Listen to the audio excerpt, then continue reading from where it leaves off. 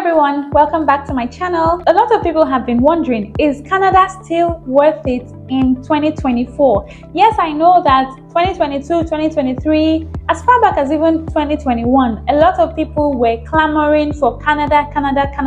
We need to migrate to Canada. But this is 2024. Is Canada still worth it in terms of where Nigerians should migrate to? Hello everyone, my name is Zuri, and today we're going to be answering the question, is Canada worth it in 2024? Okay, so we're going to basically be exploring this question. We will talk about the reasons why a lot of people seem to be moving to Canada. We'll talk about the diverse opportunities that abound there. We're going to also discuss the various visa types, the convenient visa types, routes that you can explore if you are thinking of migrating to Canada. And we would also talk about the benefits of moving to Canada as a foreigner. And then you can be the judge once we are done exploring this question. Do you want to move to Canada or not? Or you want to explore other countries? Now, it's not enough to say, oh, everybody is moving to this country, maybe I shouldn't go.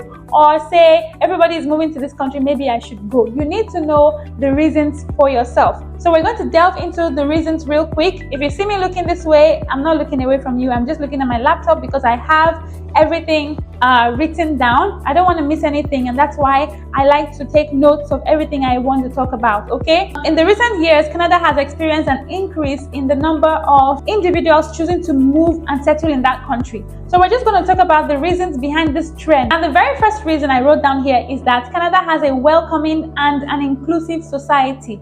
Okay, sometimes when clients come to me, they talk about, oh, this country is a racist country, this other country is a racist country, I don't want to move to this country, I don't want to work in this country, but you hardly hear of anything like that in Canada. Aside from the fact that they have organizations you can report to if you feel that maybe your employer or somebody is being racist towards you, Canada's society is very, very welcoming, okay, and inclusive. Canada is renowned for its multiculturalism, okay? So that is one reason why people from diverse backgrounds still feel comfortable moving to Canada. The second one I wrote here is that Canada has a stable economy, okay? Aside from the fact that it has a lot of job opportunities, Canada boasts a robust and stable economy, providing ample opportunities for employment and business growth. So whether you are looking for a job or you're an entrepreneur, Canada is one amazing place that you can actually decide to go to move to, and your business would thrive. The third one I wrote here is the high standard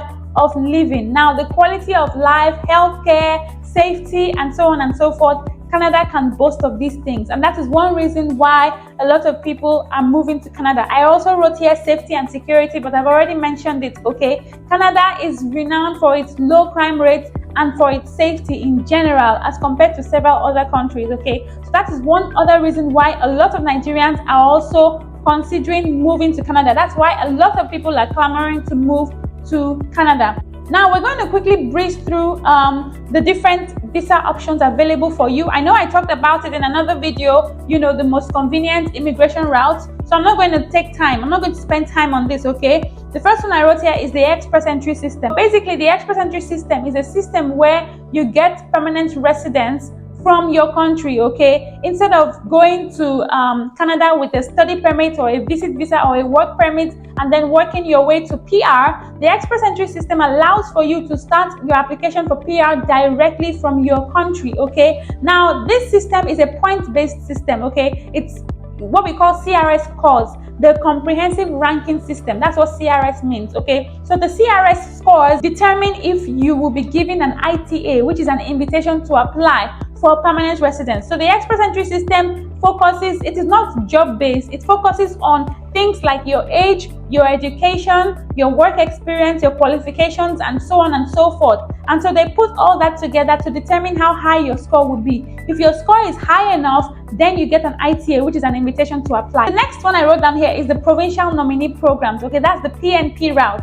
Different provinces announce who they want, you know, in terms of skills, okay? A province might say, we have these openings for this kind of skill. So if you're a nurse, for example, and this province says we need nurses, okay, well, these are the in-demand skills for this province, then those are the provinces you should focus on, okay, if you're a nurse. Or if you're an engineer, you can look out for provinces who have those skills in demand, who demand those skills, okay, and then you focus on them. I also have a video talking about the PMP route and what you can do about it, okay? The next one is the study permit, okay? As the name implies, you go study in Canada. A lot of people love this route, but then are skeptical about it because of the high proof of funds needed and the high tuition fees and everything. But then if you can afford the tuition fees and you have good proof of funds, then you can go through the study permit route where you gain admission in a DLI. A DLI in Canada means a designated learning institute, the institute that has been designated for international students like us.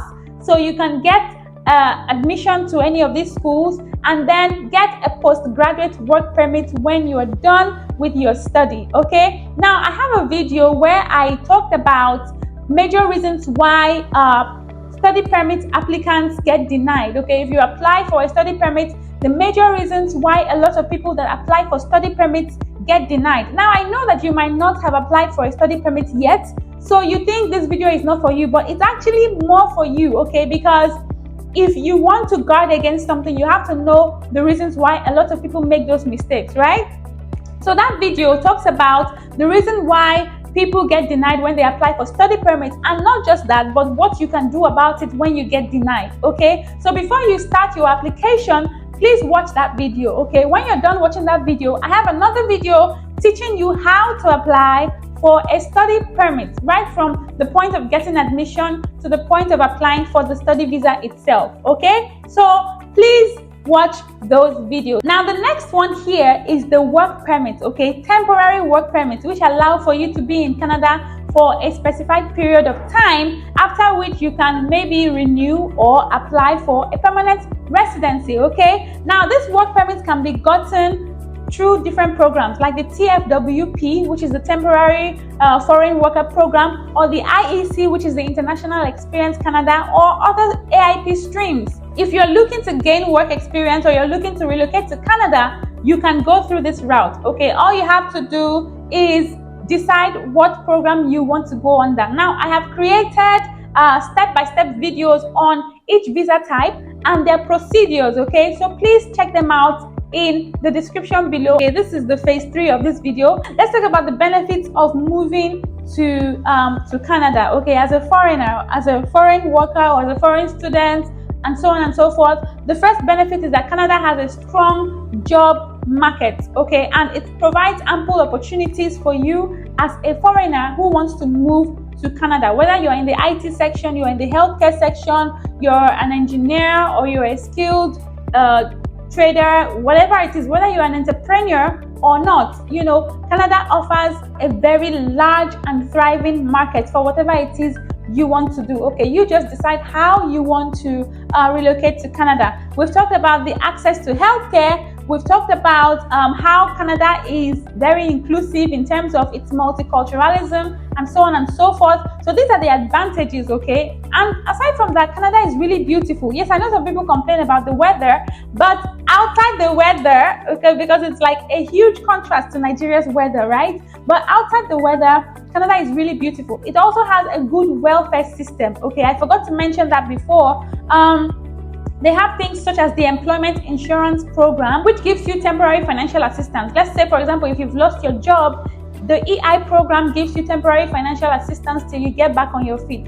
Places like Toronto and Vancouver are known as very good economic hubs for businessmen and entrepreneurs and all that, for businesses and entrepreneurs, basically, okay? So I don't want to overflow the issue. You know the advantages of moving to Canada. And also, it is easy for you to become a permanent resident and get your citizenship as compared to several other countries. There are some countries where you have to invest a whole lot of money, like thousands and thousands of dollars, which might be billions of naira, okay, before you can get citizenship. But in this other country, in Canada, it is very easy for you to gain citizenship. And I don't want to start boring you by listing the very long list of advantages that you get as a citizen in Canada. The major thing is just for you to start, okay? Decide how you want to go about it and then start, okay? I feel like we have really trashed this topic, okay? We have dealt with this topic, if Canada is still worth it in 2024. So if you are that person that has decided to move to Canada, I would advise that you do it ASAP, as soon as possible, okay? Because a lot of people are rushing for it and you need to see space. No grief for anybody. Make sure you start your own application as soon as possible, all right? So if you would like to know how to apply for any of these visa types that I have mentioned, I have videos on them, okay? I have videos where I have dissected each visa application type. A lot of people are already processing their visas. And as you know, there's a policy which expires February 2025. For now, I don't know if they're still going to extend it, but for now, in February 2025, it's going to expire, okay? That policy that allows for you to switch your visit visa to a work visa, okay? So that is why a lot of people are already on their visit visa process, right? So decide what you want to do, and if you want, you can let me know what your decision is. If you would like to share with us what your decision is, you can drop it in the comment section, or you can send me an email. My email address is in the description below, okay? Now, I hope that this video has been helpful and expository. If you liked this content, please click on the like button, and if you're feeling super generous, please click on the subscribe button, okay? It helps me to be shown to even more followers, even more people on YouTube. So I would really appreciate that you do that. Thank you so much for supporting this channel. Until I see you in the next video, stay safe and keep traveling.